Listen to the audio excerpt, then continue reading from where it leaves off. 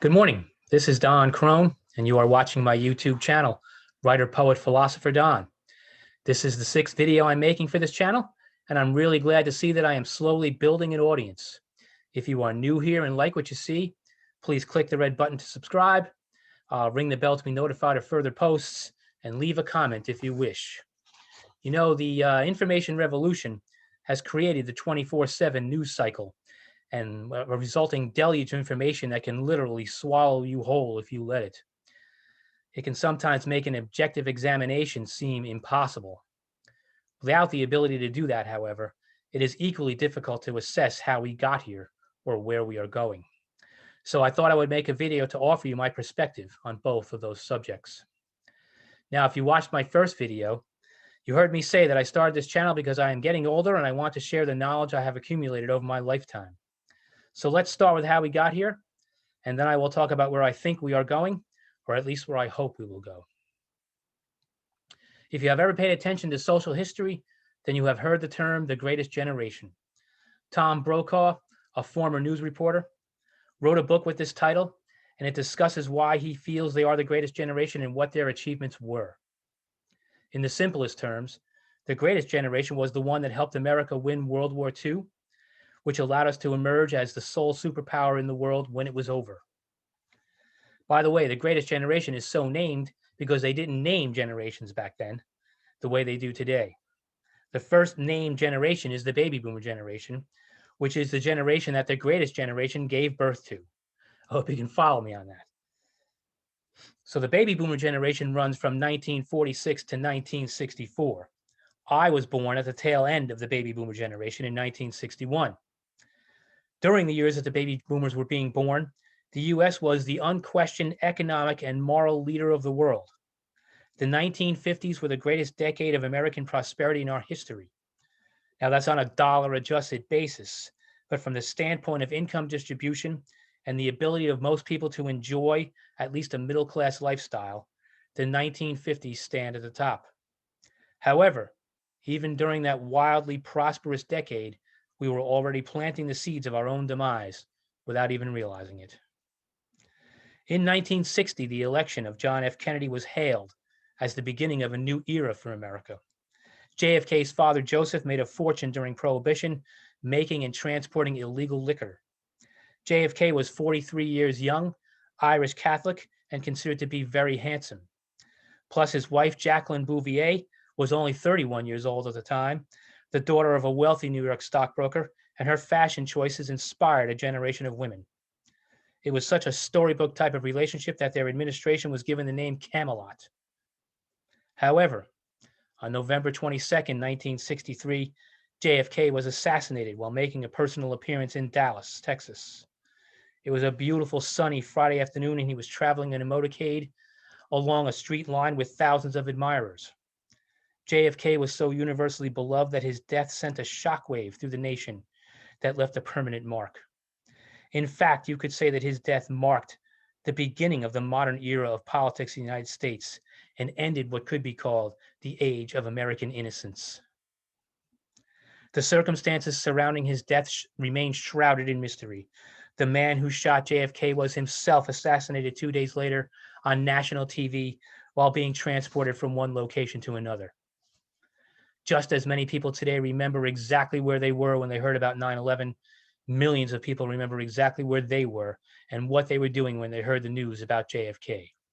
I was only 2 years old at the time, but I remember my mother telling me years later that she was in the kitchen making a pie for the church fair. The 1960s turned out to be one of the most tumultuous decades in U.S. history.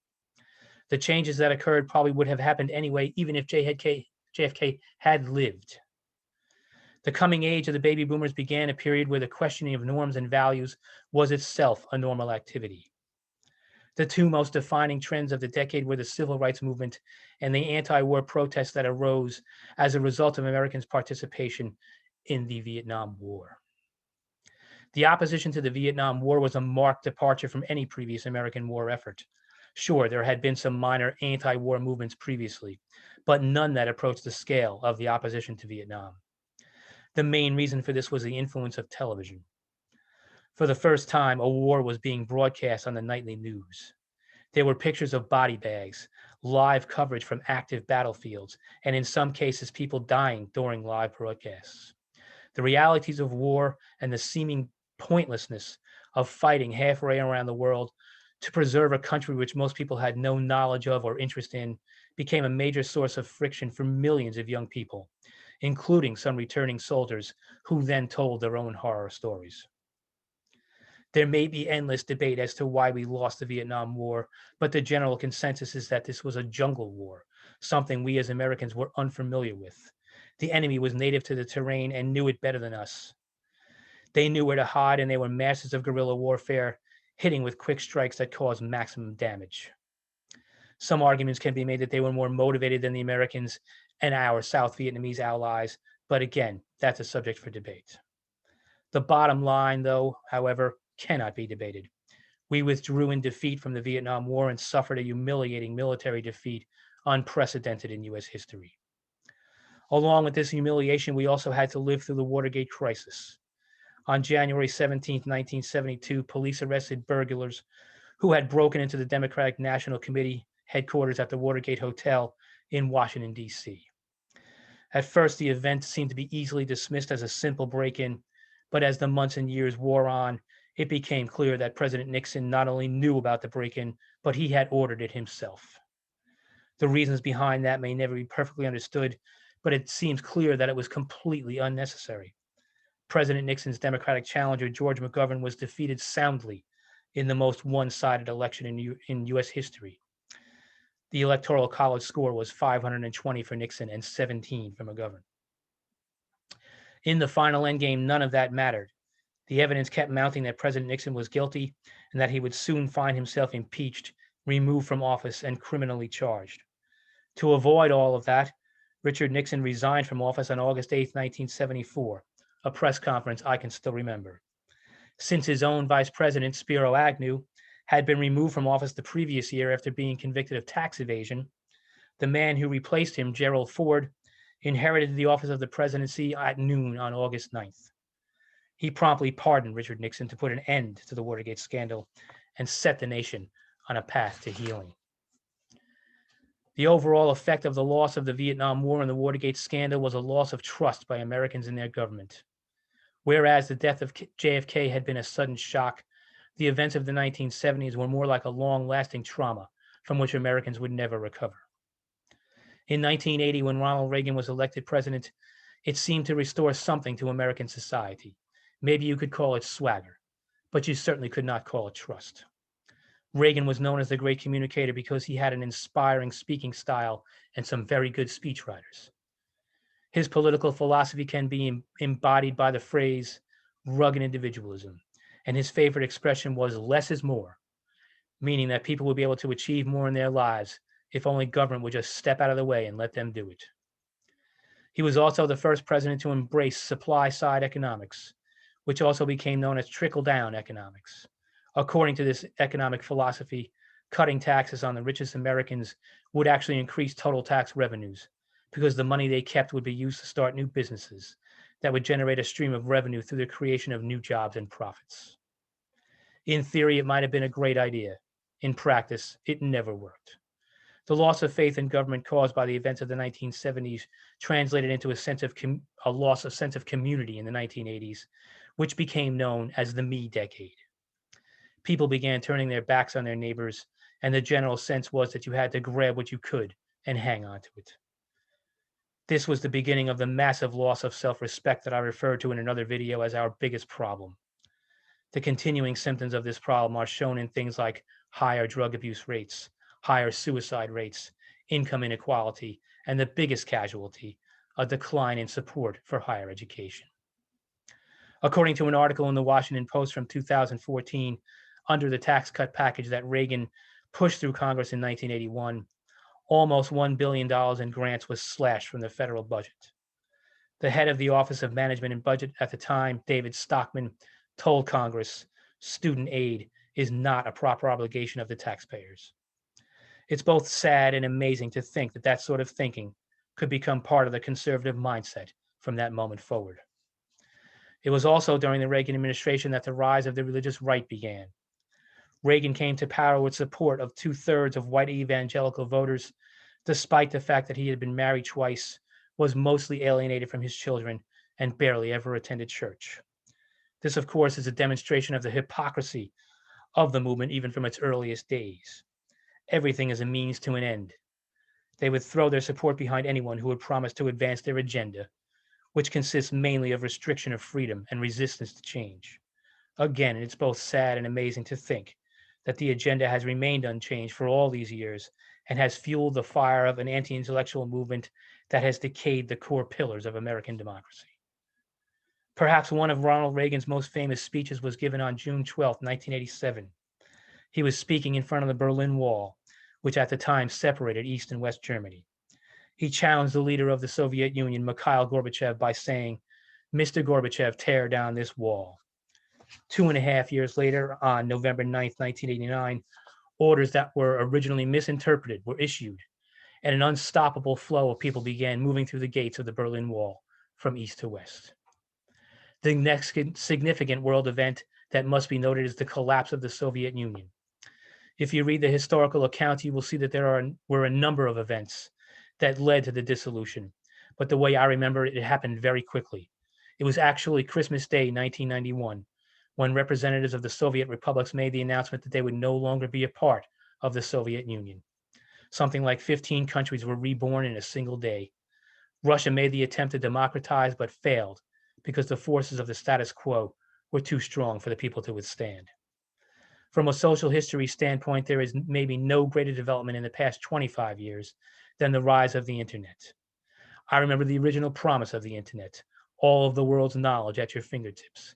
In actuality, it has fulfilled that promise, but the potential of that promise has been completely wasted. The real problem of the internet lies in its governance.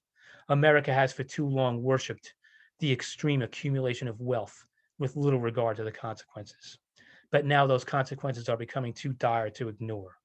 The lack of courage of the federal government to address the problem has resulted in rising income inequality and rising anti-intellectualism, both of which are tearing apart the social fabric of this country. The central argument centers around the protection of free speech, but there is no one definition of what free speech is. That is a major problem. Any words that promote knowledge, love, productivity, or the advancement of freedom and equality are acceptable and are truly free because they impose no cost on society and they aid society in the achievement of its objectives. Any words that advance lies, conspiracy theories, racism, hatred, or fear of any kind are not free and should not be classified as free speech because they slow down the advancement of society as a whole. If this is going to be a fair and just society, then no person should have the right to do that. And any person who does it should be fined for detracting from the ability of society to achieve its most important objectives. No matter how much room you leave for gray areas, there are still things that are absolutely true in this society under any circumstances.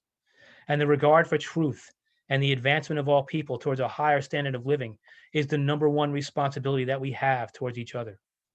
We must continue to hold truth in high regard and fulfill our responsibility towards one another,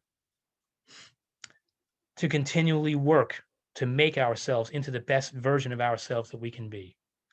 We need to hold ourselves to higher standards of mental, physical, and intellectual health. The other responsibility that we have towards each other is to elect leaders who will not compromise in truth, who don't live in a universe of alternative facts, and who have enough vision to make the preservation of truth possible and the achievement of the American dream a tangible reality for every person who lives here. Now, let me state one thing unequivocally. I love America. I am happy as hell that I was born here, and I have lived here all of my life, and I have no wish to live anywhere else. The thing that makes me sad, and is the entire point of this video, is the time and the potential that we have collectively wasted as a nation. The United States of America is the name of our nation, but does not represent the mindset of our people. We have lost the ability to see the big picture, to look beyond our own backyard, and be concerned for people we don't know. People who share the same DNA and the same energy in their souls. People everywhere who deserve a decent shot at a better life with the chance to fulfill the promise of the American dream, whose ideals are best expressed in the plaque at the base of the Statue of Liberty. Give me your tired, your poor, your huddled masses yearning to breathe free. There's no mention in there of shithole countries. There's no mention there of discrimination. Only the ideal that makes the US the standard bearer of freedom for the entire world. That is our greatest responsibility, and we should never forget it. This internal squabbling, this incessant need we have to place labels on people and ideas in order to dismiss them, is a symptom of the loss of self-respect we have suffered at our own hands. The worst elements of that lack of self-respect reared their ugly heads on January 6th, when we came as close as we ever have to losing our democracy, to satisfy the cravings of a sociopath whose only goal was the perpetuation of his own power at the expense of hundreds of thousands of American lives. That date will live on in history as a low point in our democracy. This video has shown you the roadmap of how we got here. So the question now to ask yourselves is, where are we going next? Can we regain the same sense of national purpose that the greatest generation mustered to see us through World War II? Can we tear ourselves away from the overwhelming flow of information to focus on the development of our own souls and the recognition of our sameness? Can we enact programs that are geared towards generating a rising tide that lifts all boats and breaking the cycle of crippling income inequality? I'm not going to pretend that there is no price tag. Money will have to be spent, but the price tag should not be the most important consideration. It's the returns and the benefits that should be kept in focus in order for the United States to fulfill its dream of a solid middle-class life for all people and the chance for immigrants to establish a foothold and build their own version of the American dream. The focus needs to be on education. The higher the level of knowledge among the citizenry, the more potential can be unleashed, and the more surely the emptiness of anti-intellectualism will be exposed for the complete waste of time that it is. That is my passionate hope for my country, and I hope all of you watching this video out there share that same passion.